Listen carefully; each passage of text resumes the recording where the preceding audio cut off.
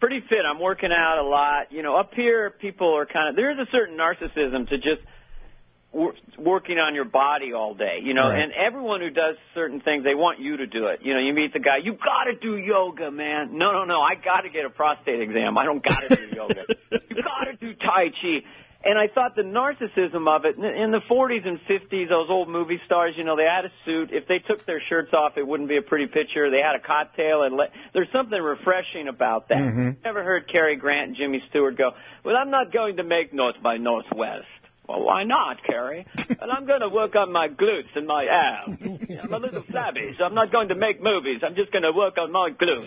Yeah, I'm with you. I'm not going to make Winchester 73. I'm just going to do Pilates.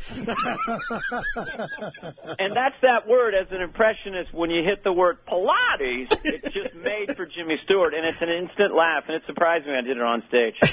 Carver, you know, that is the PG-rated version of the classic old Dana Carvey, but of Cary Grant, which you can't do. Cary Grant and Jimmy Stewart having sex. Jimmy Stewart saying the F word is the single easiest and biggest laugh I've ever received in my career. Yes, just Jimmy Stewart swearing is just something that I don't know why people go nuts.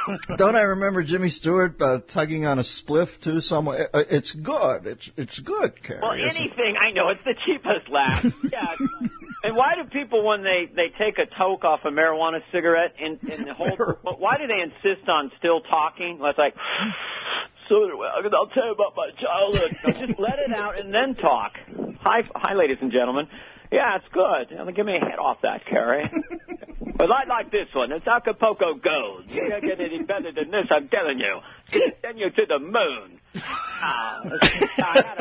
I took a hit off one of Hitch's doobies. It was pretty good. Yeah, Hitch's always got the best hooky-chooky. He knows what he's doing. Hitchcock goes on, he does that, and then, then he puts up pictures of Kim Novak. I don't know what else he does, but it's not a pretty picture. Stop.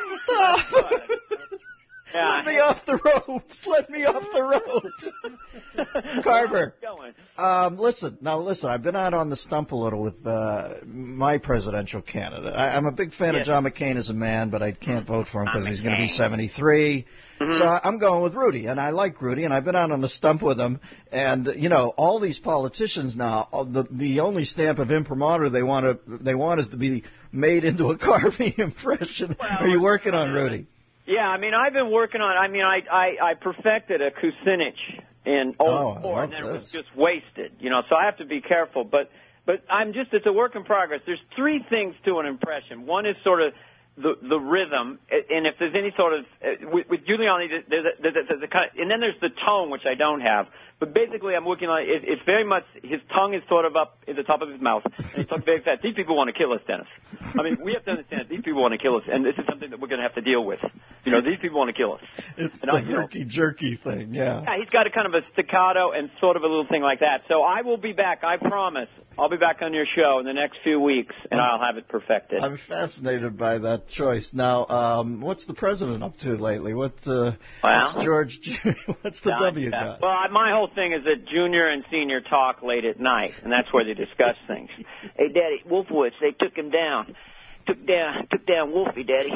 Well, he had that girlfriend issue, had a zipper issue, giving pronouncements and achievements to the girl, showing off. Yeah, probably was a little bit, Daddy, like, hey, I think I can get you in there. You may not be totally qualified, but I'll get you in there. What, you been smoking, son? You sound a little fuzzy-wuzzy tonight. I'll keep going. I'll take requests. I'm sorry, Carter. I hate to do it to you, but you're the best in the world at it. So what am I to do?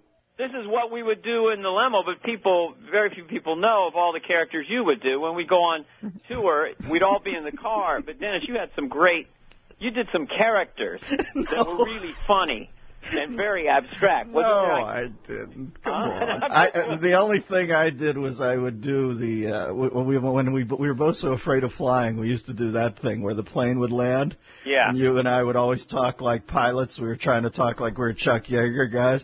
And as soon as the plane would land, Carvey and I would be blasted because we had to drink to get through the flight. And we'd always look over across the aisle at each other and go, Big lady sat down nice. Big lady sat down nice. Oh, yeah. Well, first it was a prayer. When the plane would take off, we would pretend it was a woman, and then it was kind of like sitting up off the runway, sit up. As we were going down the tarmac, sit up. Sit sweet for Daddy one last time, you nasty little bird. And then it would get up, and then we'd get on top of the clouds. Lady sitting on some cream. And then we'd have a kind of a hard landing, and Dennis wouldn't say anything to me for 20 minutes. We'd get through baggage claim, and then Dennis would turn to me and say, "Lady sat down hard, Carvey." And that was our lady story. And then, of course, when the engine fell off, Nealon called us, said, "Lady lost an earring." That was best time of my life being on the road with you guys. Had an absolute blast. Carvey, I love you. I'll call you later today. We'll chew the fat on this improv thing. I want to hear your plans. The great Dana Carvey, ladies and gentlemen.